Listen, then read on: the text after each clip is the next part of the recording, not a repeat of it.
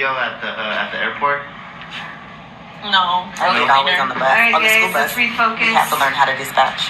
Got a few more minutes, few more we speakers. 10-4, we can ride it out. 10-8. 10-4, You want me to give you the main one we used. fingers if you're running over? I'm gonna try to cut it. There. Now, Give us the good stuff. Your prices. I want to say that so far it seems like a lot of our stories are similar. Like some of the things y'all said, I'm like, oh, Yeah. stole my All thunder. live the life, right? I know, similar. Okay, my name is Roddrick Marshall. I am a professional job hopper. That's part of what you had to say, April. So my story starts 1974, Bellwood Heights, which is a small hood in Columbus, Georgia. We grew up close knitted. A lot of stuff that we didn't have, we just didn't have.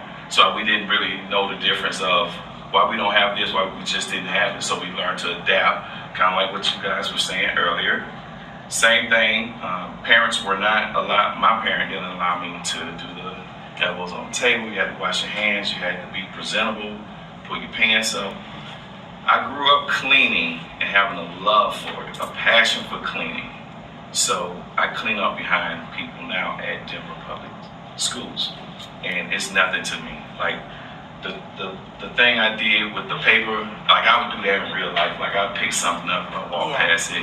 And all my jobs have been like that. I can't walk past it without picking it up and then wash my hand and hand sanitizer.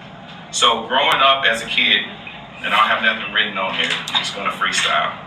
Growing up as a kid, the cleaning allowed me to connect with people as well. Knowing that, okay, you may be tired or you may just not like to clean, but it allowed me to do that. So I learned from people their poor habits I picked up, and it helped me develop my good habits.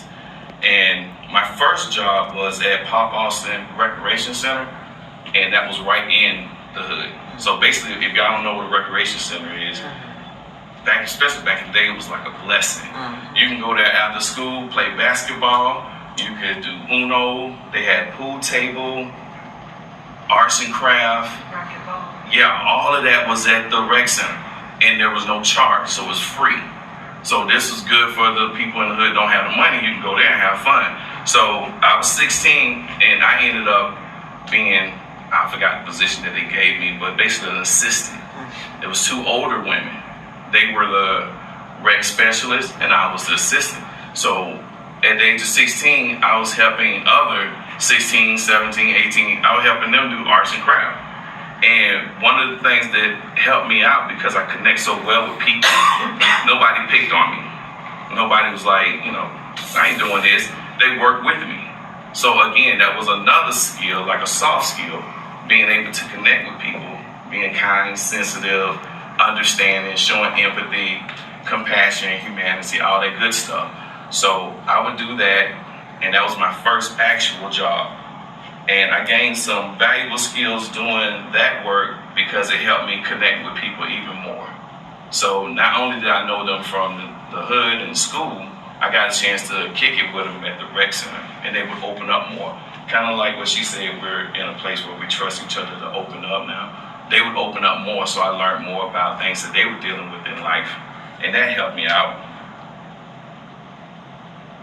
The things that got in my way would be my own self, which someone said that earlier too. One of the things of not having, when you become a teenager, is you get that desire to get things that you haven't earned.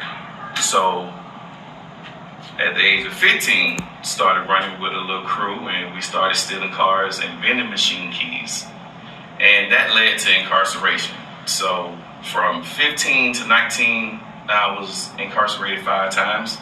And at the age of 15, it didn't dawn on me that I'm messing up my record or anything, because when I got to juvenile, it was always the same people that I had already seen. So it was still like a game. It hadn't sat in like you in trouble. So it's like, oh, Eric, man, what you doing? Man, what they got you in here for? You tell them, then what they got you in here for? Then it's time to eat. And then they also have arts and crafts and stuff, so I'm helping out there. So it's still like it hasn't done yet. Like, this is serious, you're messing up. In Georgia, at the age of 17, they try you as an adult. So there's no more juvenile, like, why you turning this way? Right. You know, well, you're not going there no more. Yeah. You're going here. Then when you got there, they used to always try to scare you. Oh, when you get to the big house. When I got to the county jail, same people. Eric, man, what you in here for? Same people. So it was almost like it wasn't real. Nothing felt punishment yet. It didn't feel like I was being punished. Same people. So from there, started helping out in there. Reading, writing. I've always been able to read. I love reading and writing. Some of my friends couldn't read or write. This may sound wrong, but everybody had a little hustle in jail. So that's still part of working. So there were guys who could draw real good and paint. They would take the M&Ms, put water, and it takes the color off. Take a match, put tissue on that match, and then you have color. You use the yellow, use the red. You're actually using the color. That was their thing. I was like, that's nice. I could draw, but not like that. My thing was, I still defend it to this day. I love females. They would give me a picture of their girlfriend or somebody they want to date, and then I would write to her how I feel. So I can look at her and tell these things, like the way you look, this, that, and the other. Your smile just does this. They copy it and send it. Now, in my mind, it was true, but it was from me. I just hope that when they got out, they actually remembered the stuff that they copied and did it. So in my way, I'm thinking I'm helping them, like counseling. This is how you should talk to your woman. Not know where my dinner is. 6 o'clock. Where my dinner? No, it's 6 o'clock. You probably had a long day too. Remember that emotion and take it home. So that was what I did while I was incarcerated. And then at the same time, that was some things got my way in and out of incarceration. Over the next years, I had hundreds of jobs. I had to scratch that out, and that's several years or several jobs. I've had hundreds of jobs. Work, you name it, manufacturing, warehousing, housekeeping, houseman, which is the one who helps the housekeepers just bring their toiletry and stuff, restack their cart so they don't have to go back downstairs. Customer service, answering the phones. I've done a lot of work, so I've learned, and all those jobs also connect to communicating and connecting with people. So each of those jobs taught me new ones. All my jobs, if I work with somebody and they don't want to do the work or they're real lazy, I pick up on that. And then I ask them to show me what they're supposed to do, and then I do. So that's how I learn. I learn from people weaknesses and the things that they don't want to do. I pick that up and do it too. And I could not have done it without people in general. Like my parents, my dad didn't raise me, so I don't have that experience, but I learned from the absence of him. So I raised all my children, except for one. We didn't, her mom and I didn't get together like that afterwards, but I was involved in her life. The other 9 I raised, so. 9? Yeah, second marriage. 4 in the first. The first child I had at a young age.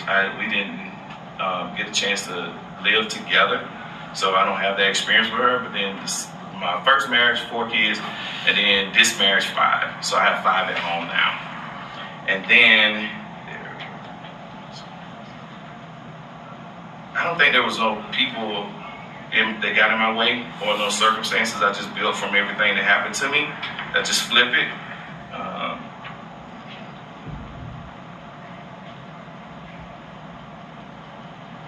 And then public speaking and writing. I definitely plan on publishing books. So it's something that I had as a child that's developed into something that I can use as an adult.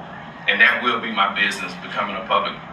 I want to self-publish and then publish for others. And then I want to give them more money than they would get from a regular publisher. Because I won't be greedy like that. I want to, give them most of it, like an recorded artist deal, where I'm looking out for the artists. They're like, why get this much money? Because I'm not greedy like that. I just want you to be able to develop from your natural skill, your natural gift to write and to express yourself, but I don't need a lot of cut from you. So that is my story. Yeah.